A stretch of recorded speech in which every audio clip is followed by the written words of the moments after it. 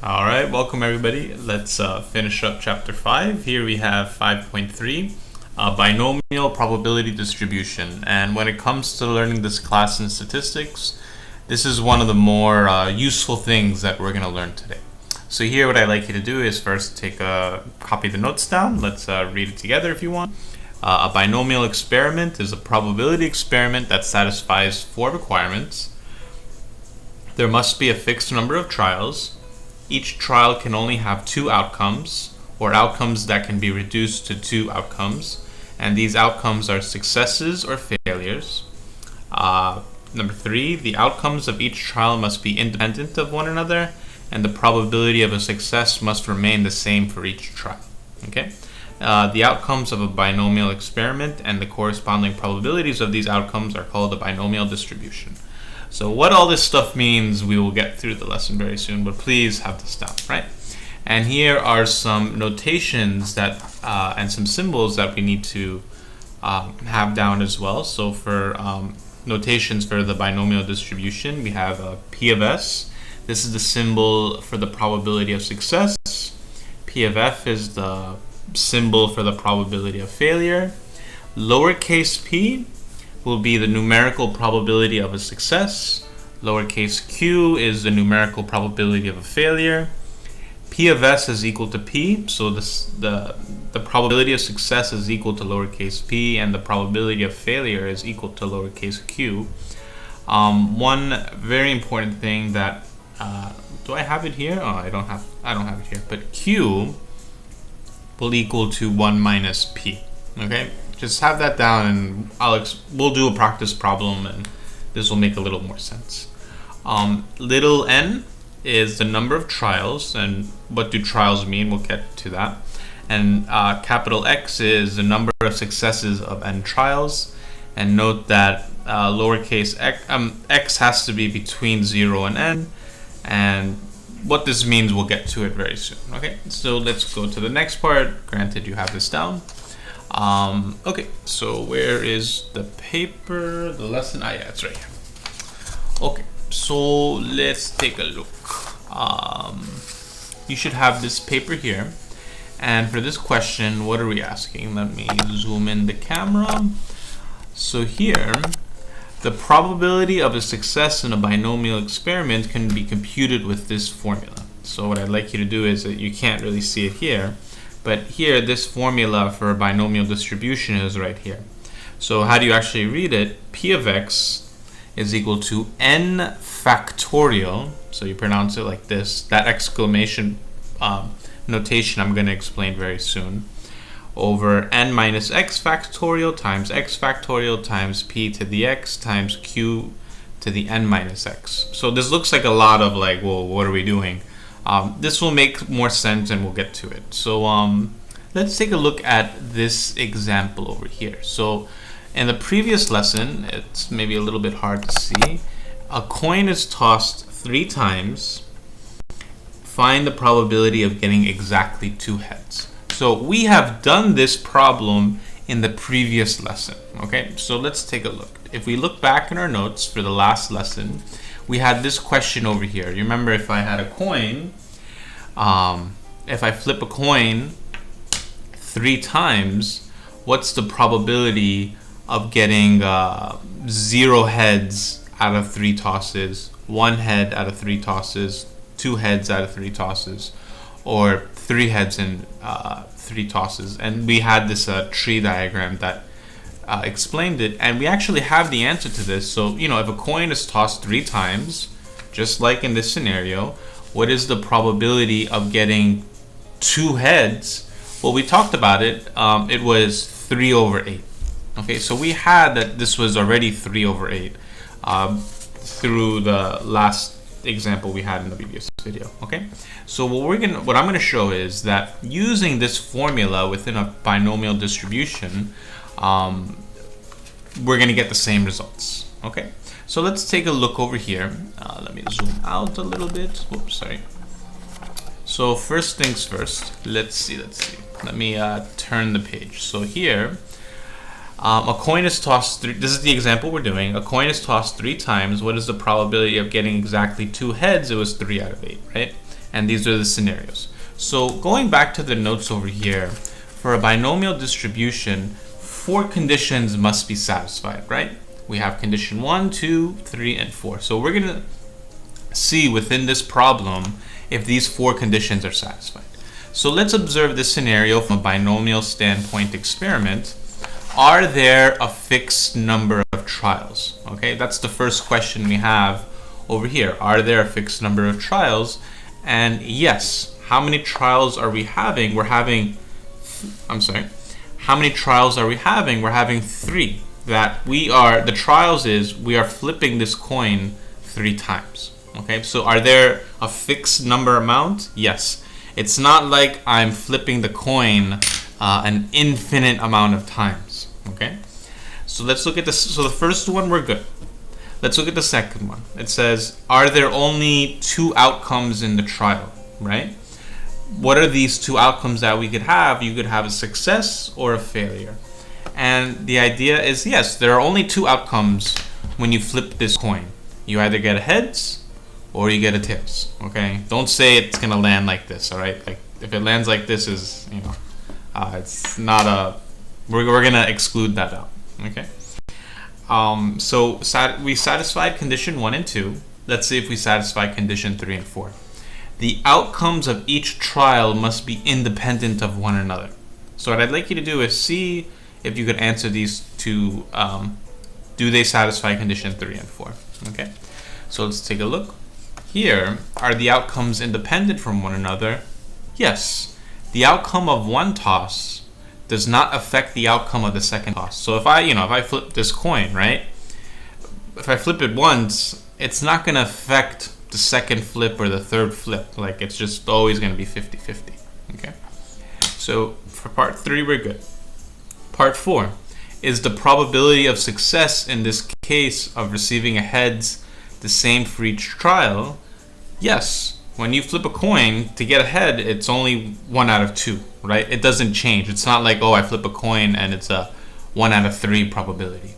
Okay, so notice that we have satisfied a binomial experiment, or the conditions for this binomial experiment, so we can use this this formula for the binomial distribution, which is this lengthy beast of a thing. Okay, so before we actually get into what this formula is, we need to understand this concept of a factorial. So I'm guessing some of you may have learned this, some of you have not, but it's really not too bad. So let's take a look at example. How do you read this? You don't like say n or 5, or you're not like screaming the number just because there's an exclamation point. The idea with the factorial is very simply, if I have 5 factorial, all you're doing is 5 times 4 times 3 times 2 times 1. And what would that be? That would be 120. What about 10 factorial? 10 times 9 times 8 times 7 times 6 times 5 times 4 times 3 times 2 times 1. And whatever that number is, I don't know. If I had to do 100 factorial, it would be 100 times 99 times 98. And I'm not going to say 97, 96, 95. What I'm going to do is, I'm just going to have this symbol here, which is an ellipsis, which is saying that the pattern continues. So it goes 100, 99, 98, la la la, let's say 3 times 2 times 1. And whatever that number is, it's a huge number, right? But that's the idea of a factorial, okay? So that's all it is. So if I had n factorial, what would it be? For any, and remember that n has to be an integer, okay? So this notation is saying that you can't say like 3.1 factorial, right? It has to be a whole number. And it has to also be this has to be a positive number, okay? So you can't say like -2 factorial. That's not possible. You can only have a whole positive number. So what would the actual notation be? So n would be the first number. Notice, like, let's just try and look at this. Like, if I had 5 factorial, well, this would be n times, well, how do you get 4? Notice that it's 5 minus 1, right, to get to the 4. So you're going to say n minus 1 times n minus 2 times ... times 1. Okay, and you could have this notation, but as long as you get this idea, then we're okay. So now that we know this idea of factorial, let's take a look at this. So how can we use this formula over here and the notations that we've had in the that we've copied down before? How can we actually get it such that we already know this answer? We know it's 3 over 8. Like if you toss a coin 3 times, what's the probability of getting 2 heads? It's 3 out of 8. But what we're going to use is we're going to use this probability distribution formula to actually get this. So let's take a look here. Notice that for each symbol here, let's go back to the notes. What does little n stand for? Okay, little n, let's go back. Little n is the number of trials. So how many trials do we have? It's 3. Okay, we have 3 trials because we're tossing the coin 3 times, right? What is x? Here, for x is the number of successes in n trials.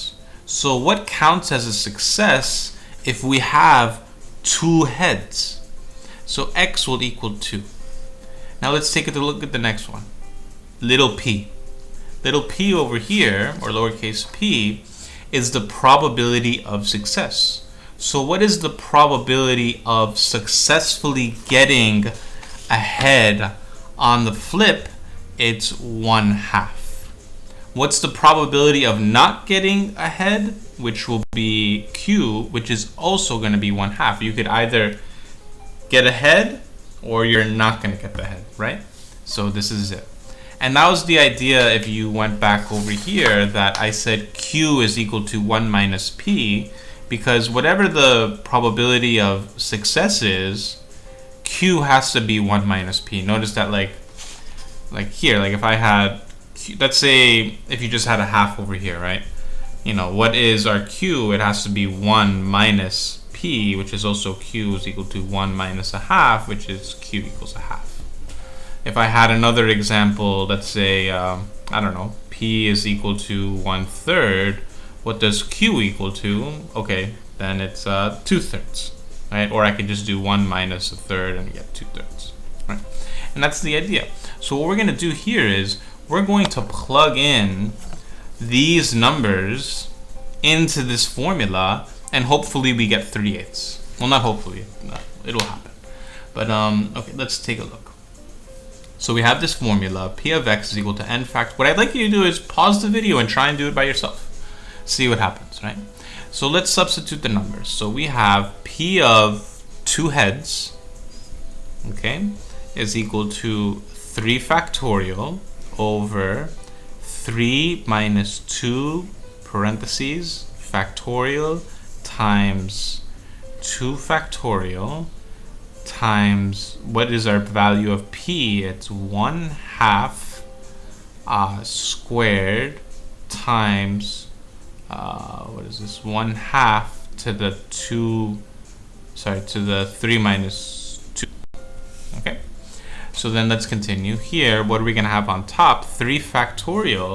Now watch how I would do this. It would be 3 times 2 times 1, right? Then what's on the bottom? We have 1 factorial times 2 times 1, okay? Because you see this 2 factorial breaks like this, times 1/2 squared is 1/4, times 1/2 to the 3 minus 2, so that's just 1/2 to the 1, okay? Let's continue. So what's on top? Notice that this cancels, so notice that you're left with 3 over 1, times 1/4 times 1/2. And then what do we get at the very end? Drum roll. 3 times 1 times 1 is 3. 1 times 4 times 2 is 8. And oh my God, we got it. We got 3/8.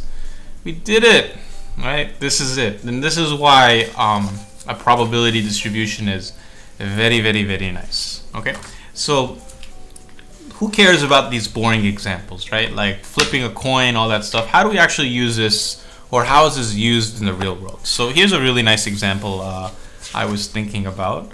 Let me get it over here. Let me organize my papers. Okie dokie. So let's take a look over here. Let's talk basketball, right? Let's say we have Stephen Curry, right? So he's a very popular guy, and look at him, he's over here. This is Stephen Curry. And Stephen Curry is a really, really good three-point shooter, all right? In the 2019-2020 season, he shot .437. He had a .437 three-point field goal percentage. So he's a really good three-point shooter, and he was shooting at this percent. Find the probability that he would make exactly 2 of his next 5 three-point attempts. So this is used a lot in statistics, that like if we gave Stephen Curry 5 three-point attempts, what's the probability that he's going to make exactly 2 of them if we know that this is his three-point shooting percentage? Okay, it's saying what's the chance that this will happen. And this is why the binomial distribution will be really nice. So let's see. Let's answer these 4 questions over here. Are there a fixed number of trials? Okay, what I'd like you to do is try and go through this. Are there a fixed number of trials? Yes, we have 5. Is each trial can only have 2 outcomes? What are the outcomes? You either hit the 3 or you don't hit the 3. Okay? What about number 3? The outcomes of each trial must be independent of one another. Notice that shooting a 3 one time doesn't affect shooting a 3 the next time. Okay? What about number 4? The probability of success must remain the same for each trial. What is the probability of success of hitting a 3? It's this percentage. Did you satisfy all 4 conditions for a binomial distribution or a probability experiment? Yes, we did. Okay, so notice that yes, because we satisfied all 4 conditions, we could use this very nice probability distribution formula to actually calculate what's the probability that he'll hit 2 out of his next 5 three-point attempts. Okay, so let's see.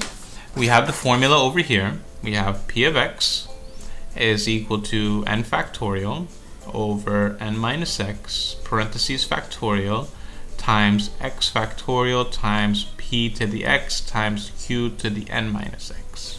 Okay, now here we just have to take our time. What is our value of n? What is our value of x? What is our value of p? What is our value of q? Okay, so notice what does little n stand for is the number of trials, right? So what are the number of trials for this example? There are 5 trials, right? And what are the number of successes that we're looking to actually calculate? 2. What is his probability that he'll actually hit the 3 is 0.437. Now, what is the value of q? Okay, well, how do you find q? Remember, q is going to be 1 minus p. So q is equal to 1 minus 0.437. So what is our value of q? All right. So what do we have? 1 minus 0.437, bam, 0.563. So the chance that he does not hit a 3 within this 2019-2020 season was a 56.3% chance. Now we have the values and we can just plug it in. Okay, so let's take a look. Here we're gonna have okay, so here probability of x, here we have n factorial. What is our n? So we have 5 factorial over 5 minus 2 parentheses factorial times 2 factorial times 0.437 to the x, which is squared, times 0.563 to the 5 minus 2. Okay, and then we got to continue. What I'd like you to do is, What I'd like you to do is try and actually go through it. Let's see if you got it. Let's see. So 5 factorial, how does this break? So I say 5 times 4 times 3 times 2 times 1. I mean, if you wanted to say, what is this? 720. If you want to say 720 on top, that's okay too. 5 minus 2 is 3 factorial. So I have 3 times 2 times 1 times 2 times 1, because you see this 5 minus 2 is 3, so 3 factorial is 3 times 2 times 1, 2 factorial is 2 times 1. And now what is 0.437 squared? I have no idea. 0.437 squared is 969. 969 times, okay, what's the next one? 0.563 to the 5 minus 2, so that's 3 cube, and that is 0.178453547. Okay, so yeah, and then this becomes what? What's on top? These two cancel, the 3 cancels, so you're left with 20 over 2, so it just becomes 10 times whatever this whole thing is. Okay, because here the 1's cancel, the 2's cancel, the 3's cancel. 5 times 4 is 20. 20 divided by 2 is 10. So now I just have to put this into the calculator. So 10 times, my bad, let me fix the camera angle a little bit. Okay, that's better. So 10 times 0.190969 times 0.17, what was that? 1453547. Bam! And we have our final answer is 0.327, and let's round it to 3 significant digits, or 3 decimals, right? And then what does this mean? This 0.3, oh, this should be 0.3279, so let's say it's 0.328. So what does this mean? That Stephen Curry has a 32.8% chance. If we were in, so let's just go back. What does this 32.8% chance mean? If we're back in 2019-2020 season, and we know that this is his 3-point field goal percentage, if he were to take 5 attempts, what's the probability that he'll hit exactly 2, knowing that this is it? It'll be a 32.8% chance. Okay, so I hope you enjoyed this video, and this is a binomial distribution. This is very, very, very helpful. Like, imagine if you're doing like sports data. This is a big deal. All right, I really hope this helped. I hope you enjoyed it. What I'll do is I'll give a nice question for your final exam where you have to do something like this on your own. Okay, enjoy. If you have any questions on this, please email me and let me know, and maybe we could do another example together. I'll see you.